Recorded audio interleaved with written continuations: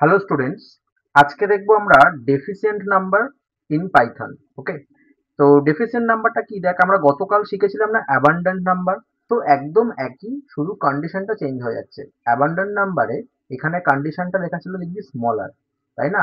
আমার যদি অরিজিনাল নাম্বারটা আর sum of its proper divisor S O P D, যদি এটা স্মলার হয় তখন সেটাকে বলতাম অ্যাবান্ডেন্ট। কিন্তু ডেফিসিয়েন্টের ক্ষেত্রে কি বলতে হবে? না, এটা greater than sum of its proper divisor, ব্যাস আর কিচ্ছু না। তাহলে এটাকে যদি আমি চেঞ্জ করি তখন আমাকে কি লিখতে হবে? না, এনটা গ্রেটার। ঠিক আছে, একটু ঘুরিয়ে লিখলে কি হবে? না দেখ, ওই যে কালকের মতনই, এই যে সামটা যেটা আমরা পাচ্ছি সেই সামটা কি হবে? Smaller than the original number বা দ্য নাম্বার ইটসেলফ। অর্থাৎ এটাকে ঘুরিয়ে লিখলে S O P D is less than N. বোঝা গেল? এক্সাম্পল একটা আমরা দেখি। না, এক্সাম্পল হচ্ছে লেটস সে 15। তো 15 এর ক্ষেত্রে প্রপার ডিভিজার কি কি হয়? 1 হয়, 3 হয়, 5 হয়, আর কি হয় বল? আর কিছু হয় না, এটাই হয়। তো এখন যদি এটার আমরা ক্যালকুলেশন করি, অর্থাৎ সামটা প্রপার ডিভিজার 1 প্লাস 3 প্লাস 5, তার মানে এটা 5 আর 3 8 আর 1 9 হচ্ছে। তাহলে 9টা কি? সাম। তার মানে আমরা এস এর ভ্যালু কত পেলাম? 9 পেলাম। আর অরিজিনাল এন এর মধ্যে কত ছিল? দ্যাট ইজ 15 ছিল। তাহলে এন এর মধ্যে 15। তাহলে এখন এটা কি? এসটা কি? Less than N. আর আমরা ঘুরিয়ে কি বলতে পারি?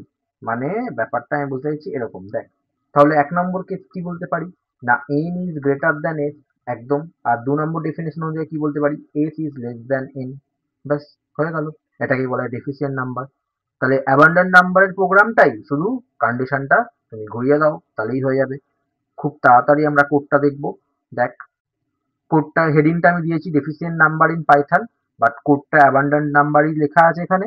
কারণ এটাই তো হবে, শুধু চেঞ্জটা কোথায় হবে? না, এসটা তখন কি হয়ে যাবে? লেস দ্যান হয়ে যাবে।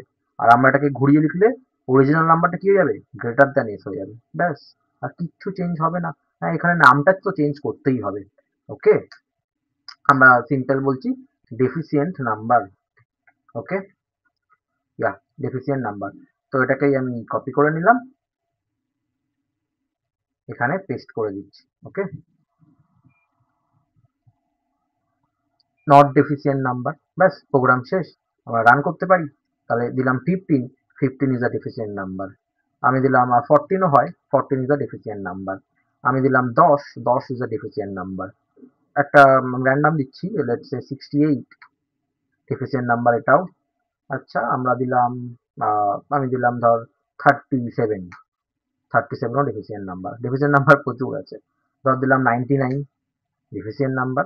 কি রে, সবই ডেফিসিয়েন্ট নাম্বার বেরিয়ে যাচ্ছে। দিলাম 88, নট ডেফিসিয়েন্ট নাম্বার। ঠিক আছে? সো এই হলো প্রোগ্রাম। তোরা বাড়িতে একবার প্র্যাকটিস করে নিবি, হয়ে যাবে।